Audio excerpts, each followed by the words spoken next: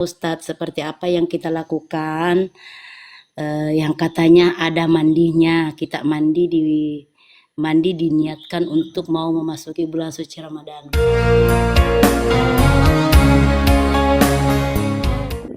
Menanya ini, Apa nanya apa Reno?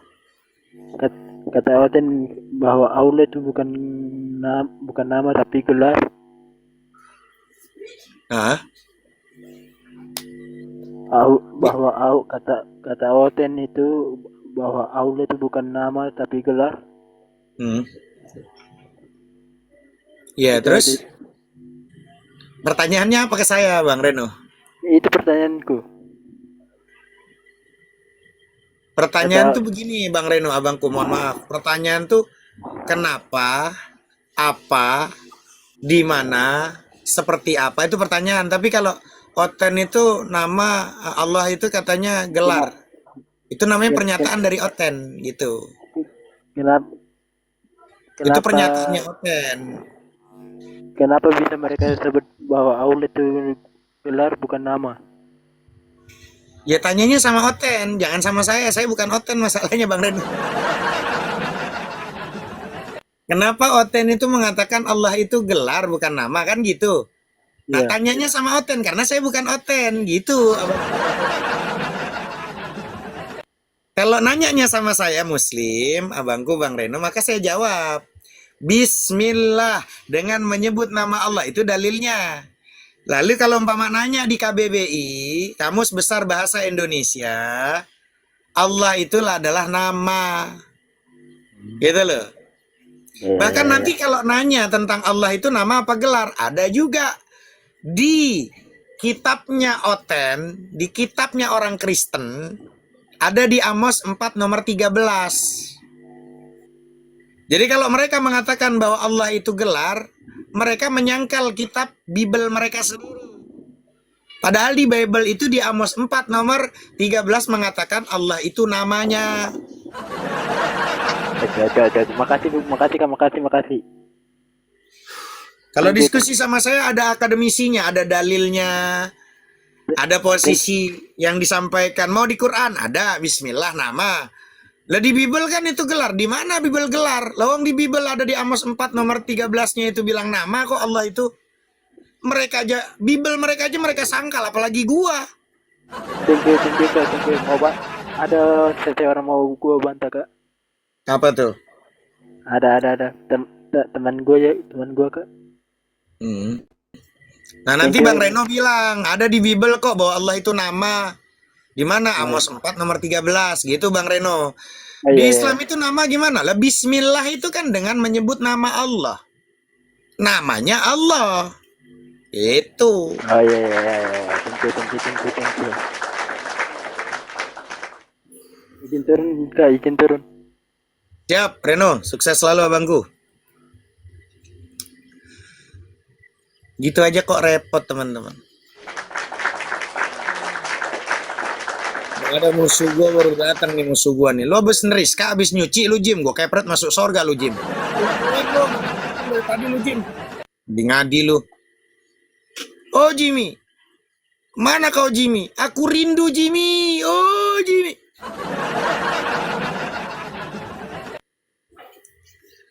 Jimmy, aku datang. Ada kan lagunya tuh?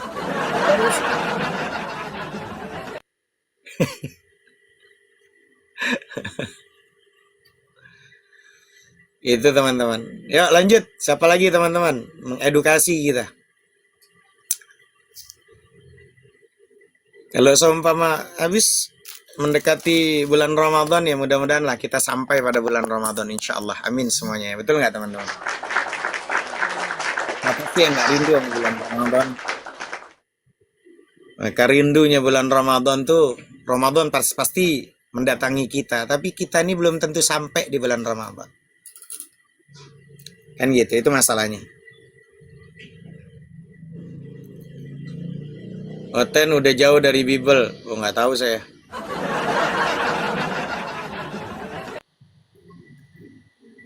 Ustadz mau nanya. Apa tuh? Nanya tentang memasuki bulan suci Ramadan ini Ustadz. Ini kan kita sudah boleh dikatalah kalau mungkin ada yang esok sudah, ada yang lusa baru sudah mulai ini melaksanakan yang namanya puasa. Pertanyaan saya Ustadz,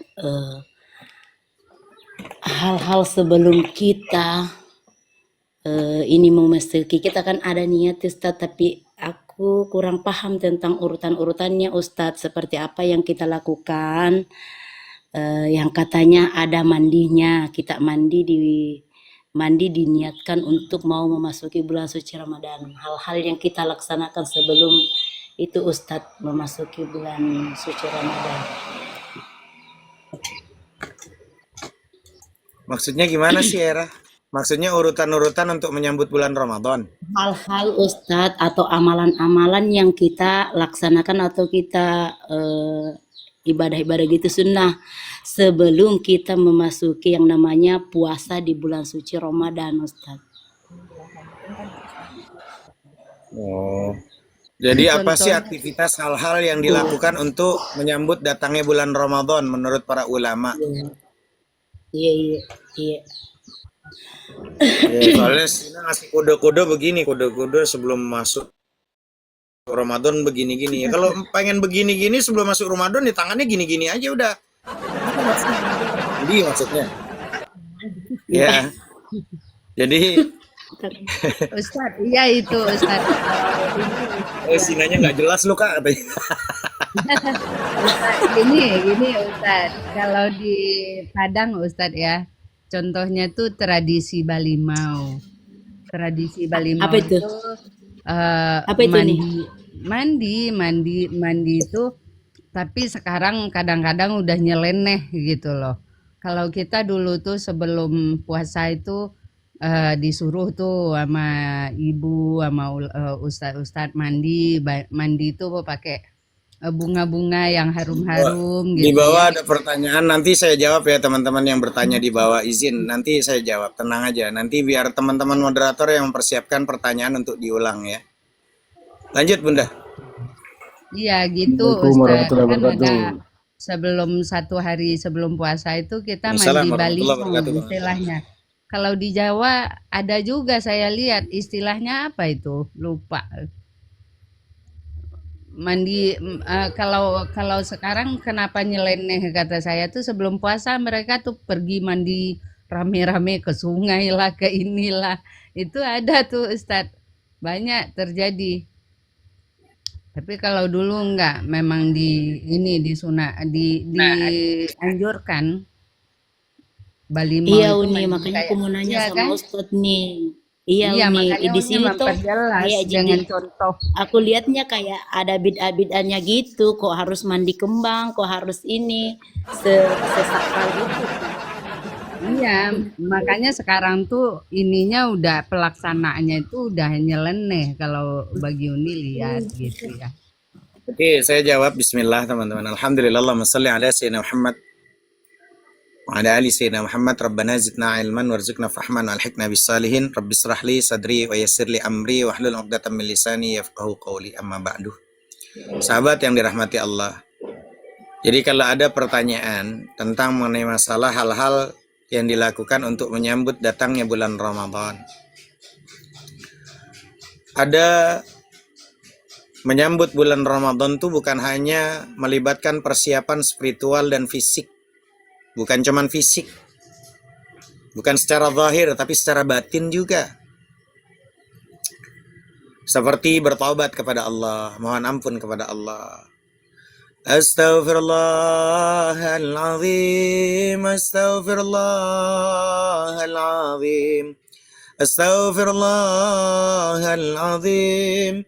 Min kulli dzambin azim, la ilaha illallah, la ilaha illallah, la ilaha illallah, Muhammadur Rasulullah. Banyakin istighfar untuk menyambut datangnya bulan Ramadan. Banyakin istighfar. Pagi hari Rabbi ufir lana wali walidayna warhamhuma kama rabbawna saghira. Ya Allah, ampuni dosa kami, dosa kedua orang tua kami ya Allah. Sayangilah mereka ya Allah sebagaimana mereka menyayangi kami di waktu kecil. Banyakin tuh, Rabbighfir lana wa liwalidayna warhamhuma kama rabbayana shaghira. Atau juga puasa sunnah Sya'ban. Atau memperdalam juga diantaranya ilmu fikih tentang Ramadan. Supaya menjaga kesehatan diri, melatih diri dulu. Mungkin kalau di kampung-kampung rumah dicat, jangan cuma nunggu pada saat nanti pengen puasa, udah pengen kelar terus udah baru ngecat rumah. Karena seakan-akan ada kedatangan tamu-tamu supaya rumahnya mentereng, kelihatan, bukan itu. Zahirnya kita ini pengen datang bulan Ramadan, ganti catnya, warnanya lebih terang, lebih cool, lebih membuat semangat. Habis itu warna hatinya dipersiapkan untuk mohon ampun kepada Allah, dibersihkan. Kalau tembok ada kotoran coret-coretan, maka dibersihkan untuk datangnya bulan Ramadan. Zahir batinnya mohon ampun. Lalu ada lagi dengan kalimat, selain mohon ampun kepada Allah, pada orang tua kalau masih ada hidup orang tuanya. Datang ke orang tua. Pak, Bu, saya minta maaf kalau saya punya salah, yang disengaja maupun yang tidak disengaja. Baik yang saya ketahui maupun yang tidak saya ketahui. Pak, Bu, saya minta maaf, minta ridhonya. Datang, mohon ampun sama Allah dengan sungguh-sungguh. Ya. Kalau udah meninggal, Ustaz, datang. Ziarah kubur. Ziarah kubur. Datang, ziarah kubur. Mohon ampun sama Allah. Dan mohon ampunan untuk orang tua. Sama Allah. Dan mohon ampunan untuk, ya, datang, bersihin. Nah, seperti itu. Ya. Penyucian jiwa, taubat, doa, memperbanyak istighfar. Allahumma ballighna Ramadan. Ya Allah, semoga kau sampaikan kami pada bulan Ramadan. Mohon sama Allah. Puasa sunnah, belajar ilmu fikih, mempelajari kembali hukum-hukum puasa, syarat rukunnya, dan juga yang membuat batalnya, agar ibadah sesuai dengan tuntutan dari Allah, keinginan dari Allah dan Rasulnya. Nggak cuma nahan lapar dan haus saja. Apa hikmahnya Ramadan ini sebetulnya? Mempelajari apa arti Ramadan. Apa arti Ramadan? Panas yang membakar segala dosa, segala ego, keinginan. Dilembutkan kita. Dibersihkan dari segala dosa-dosa. Silaturahmi, maaf-maafan, datang dulu. Orang tua, kakak, semuanya datang, minta maaf, minta ridhonya. Ingin datang bulan Ramadan. Ya. Menyucikan diri dari dosa antara manusia dengan saling memaafkan. Menyusun target dan juga mentalnya. Membuat perencanaan target ibadah. Misalnya, saya mau khataman Quran, nanti Komal Api Dakwah, saya bikin ini untuk posisinya Al-Quran, baca Quran. Teman-teman yang hadir, udah baca Quran, sa'ain, baca Quran sampai 1 juz sehari. Baru nanti edukasi. Kan begitu. Agar apa? Ramadan tidak berlalu begitu saja. Nah, selain itu di Indonesia terdapat tradisi ya tadi. Megangan atau doa bersama, ziarah kubur, ya. Dan juga bentuk bersukacita menyambut Ramadan, gitu kan? Saya jujur teman-teman, di tahun-tahun yang mungkin antara 90-an ya, tahun 2000, itu masih ngerasain kalau bulan Ramadan tuh biasanya tuh auranya, hawanya itu terasa. Dulu itu kalau Ramadan dekat itu alam tuh aura aja terasa. Udah dikit pengen datang Ramadan gitu. Bahkan nanti terlihat di pinggir-pinggir itu udah kayak ada timun suri, betul nggak sih teman-teman? Iya kan? Timun suri segala macem. Ya. Dulu, tapi kalau sekarang mungkin karena udah kebanyakan dosa, bukan nyindir teman-teman ya. Kalau saya sih masih terasa. Iya, ya dulu iya, sekarang kok. Ya iya, karena kamu sekarang udah mindset pikiran yang ada di pikiran di hati itu udah gak rindu sama kebaikan. Udah sibuk mikirin dunia, sibuk mikirin anak, sibuk mikirin cucu, sibuk mikirin dunia, sibuk mikirin kehidupan, sibuk mikirin fisik, sibuk mikirin macam-macam. Akhirnya tanda-tanda alam itu, ya alarm-alarm dari alam semesta itu nggak membuat kita tuh ada alarm ingat, oh ini kayak udah ada ini ya. Oh kenapa? Udah sibuk sama dunia, bukan sibuk dengan Allah. Kalau sibuk sama Allah, Allah berikan tanda-tanda alam tunduk sama kita, teman-teman. Sama kayak kemarin ada orang yang posisi habis umroh, teman-teman, banyak di antara komal offline maupun online yang di tetangga-tetangga saya. Ustadz kok beda ya? Sholat di Masjidil Haram di Mekah kok beda ya sama di sholat di sini di Al-Fajar, masjid ini, masjid ini. Karena kamu merasa kayaknya Allah tuh cuma ada di Mekah, ada di Madinah, ada di Mekah doang.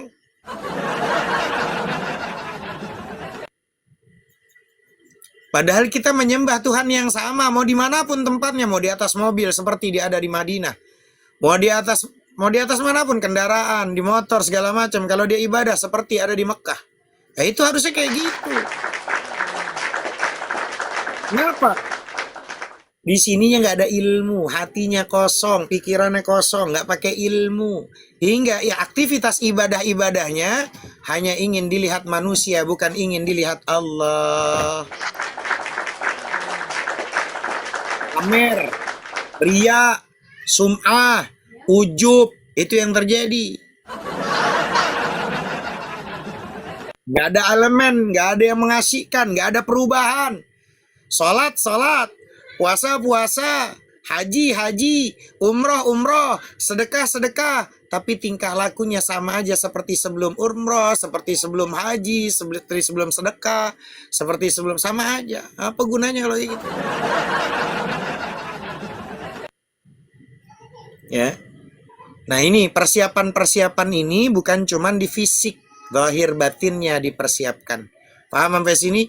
Jadi apa yang dipersiapkan ya seperti itu. Tobat banyakin, mohon doa supaya sampai di bulan Ramadan. Puasa, bersihin rumah, bersihin juga bukan cuman rumah, bukan cuman fisik, bukan cuman muka yang dikasih kapas, yang dioles-oles. Ini bini saya kemarin habis beli ini segala macam. Agak, bukan cuman fisik, tapi juga dioles dalam hatinya. Sakit hati sama laki, benci sama laki, ini sama laki, bersihin, dioles pakai kapas. Kapasnya kalau perlu yang dari, nggak cuman kapas kalau perlu tuh, kalau hati, kalau berkarak tuh. Kalau perlu itu dibersihin itu, ya. Tahu nggak teman-teman kalau umpama ada karak-karak tuh yang pakai bukan busa, yang dari apa namanya kawat tuh, dikerok gitu tuh, karena baal banget tuh ya biasanya. Biar bersih gitu loh. Jadi untuk menyambut bulan Ramadan, bukan hanya ziarah ini, bukan. Banyakin istighfar, hatinya dibersihkan, tazkiyatun nufusnya dimenerin. Gitu, Bunda Hera. Tadi ada pertanyaan dari teman-teman yang tertinggal di atas itu apa ya teman-teman? Lupa saya. Bentar teman-teman.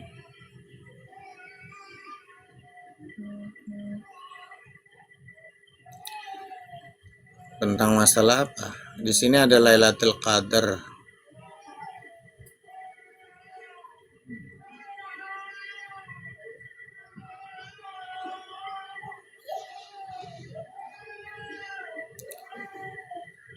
Dari penggunaan medsos, bagaimana membatasi diri?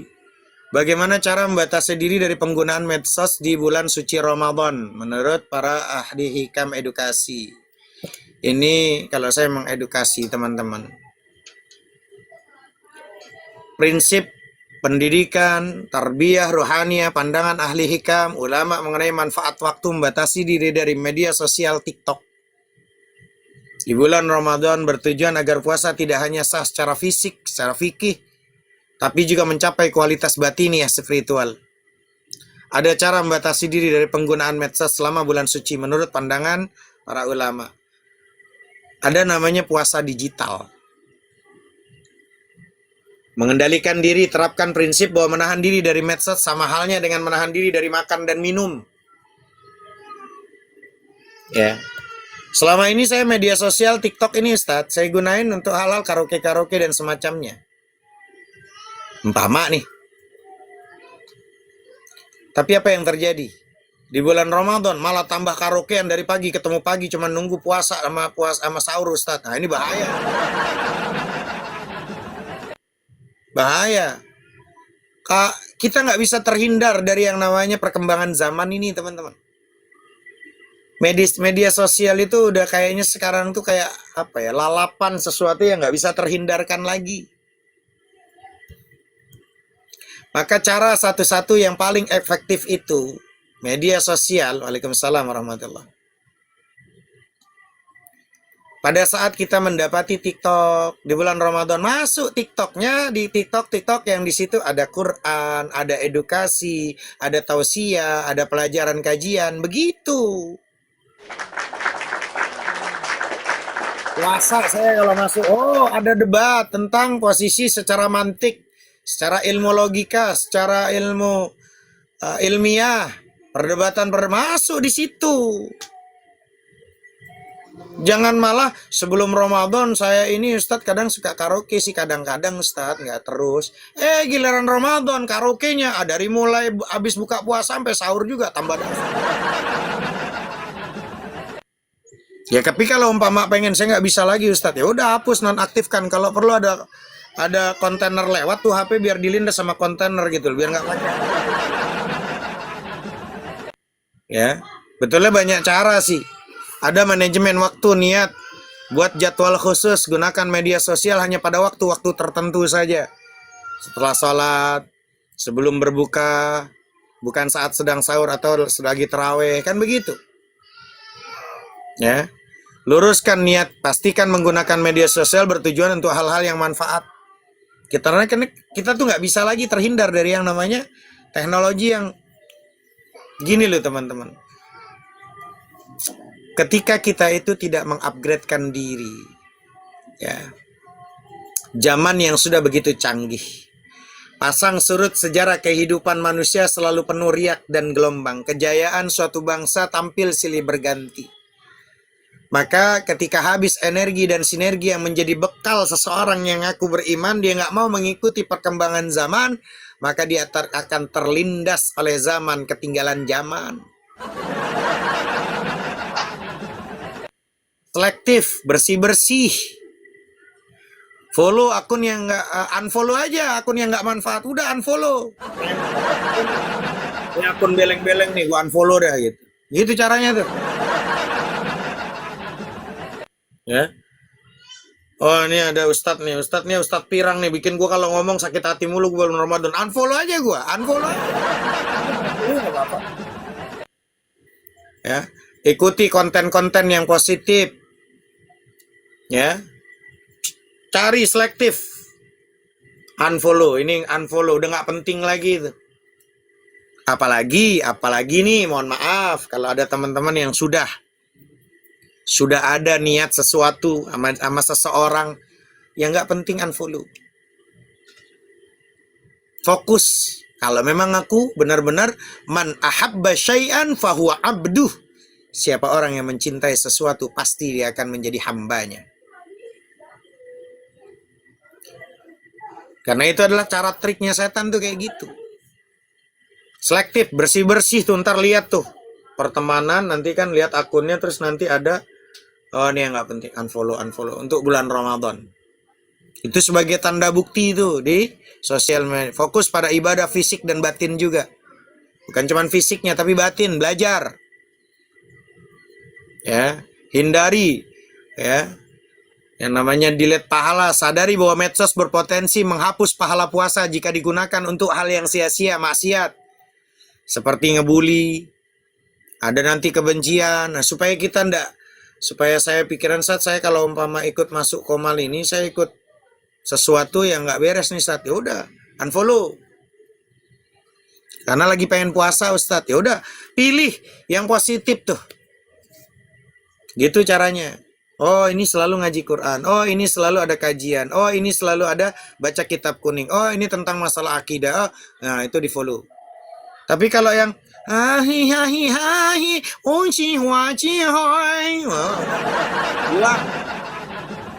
nggak penting. Gitu. Kayak gitu saran saya. Ya, gitu ya teman-teman ya. Paham ya? Itu caranya. Jadi pertanyaan tentang bagaimana membatasi tentang media sosial.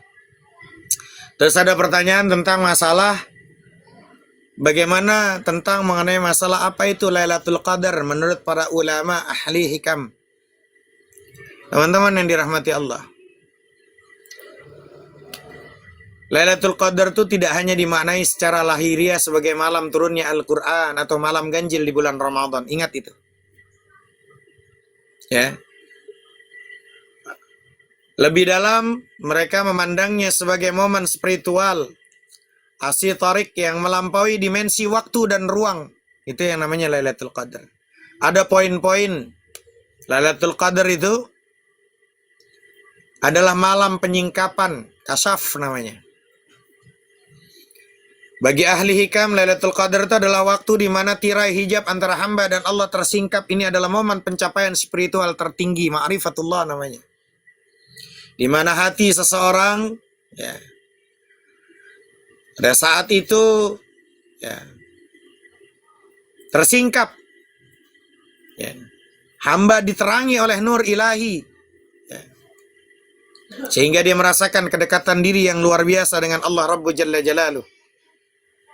Lebih dari sekedar malam ganjil-ganjil saja, bukan hanya itu saja. Bukan malam-malam yang berkalender saja. Ini tahun bulan ke sekian 21, bulan 23, bulan 25, 27, bukan beleng-beleng itu kalau cuman masih kayak gitu tuh. Meskipun terjadi di bulan Ramadan, bagi ahli orang-orang yang ngerti qadar atau kemuliaan, penetapan takdir bisa datang kapan pada seorang hamba yang hatinya telah suci dan siap menerima pancaran cahaya Allah. Kapanpun, itu terutama di 10 malam akhir. Tapi kita nggak ada yang tahu. Tapi kita sudah mempersiapkan malam pertama nih, umpama hari Selasa, berarti malam Selasanya ada yang udah taraweh. Nah, udah ditunggu tuh. Udah ditunggu. Ya. Memohon, ya Allah, sampaikan aku, dapatkan aku sampai di bulan Ramadan ini dengan malamnya Lailatul Qadar. Begitu. Ya. Karena nanti Al-Quran itu kan memang turunnya di bulan Ramadan. Dan pertanyaannya saya tanya, Al-Quran udah turun belum? Coba jawab teman-teman, jujur. Al-Quran itu sudah turun belum? Sudah kan? Nah, pertanyaannya orang tanda-tandanya yang udah dapat Lailatul Qadar terus seperti apa Ustadz? Ya kalau di bulan Ramadan Al-Quran memang sudah turun sejak lama, maka pertanyaannya, ketika setelah Ramadan, dia mempraktekkan nggak isi Al-Quran tuh? Belajar tajwidnya dipraktekin atau tidak? Panduan, seruan dari Allah di Al-Quran itu dia jalani atau tidak? Nah, berarti kalau dia dari bulan kelar Ramadan, di bulan Syawal sampai posisi sudah Lebaran, maka dia menjalankan lebih baik dari tahun yang kemarin. Berarti dia dapat bulan malam Lailatul Qadar. Itu simpel. Ya. Bukan hanya alam, tanda hati diri yang sehabis puasa. Ya. Baik yang laki-laki full atau yang perempuan karena dia itu ada sesuatu yang nggak bisa full. Atau ada yang sudah full, mungkin ada yang menopause perempuan. Itu pandang bukan sekedar cuaca sejuk, matahari yang tidak terik lagi, melainkan rasa kelezatannya ibadah. Kelembutan hati, kerinduan mendalam kepada Allah. Dan terlepasnya hati dari keterikatan duniawi. Sampai dia udah lebaran, dia rindu untuk datangnya bulan Ramadan. Bukan saat 1 bulan Rajab, Syawal, Sya'ban, bukan. Tapi dia juga 1 tahun sebelum datang Ramadan, dia sudah merindukan datangnya bulan Ramadan berikutnya. Begitu.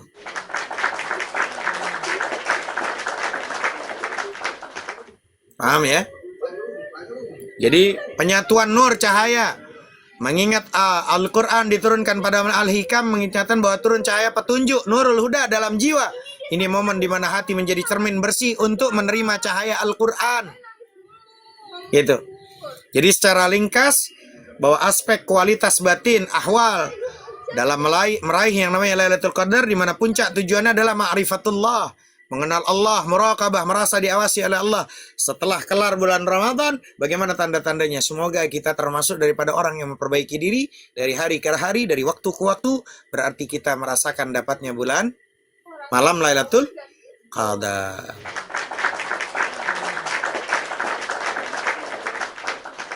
Gitu. Paham ya teman-teman ya? Allah Ta'ala alam bisawab. Gitu.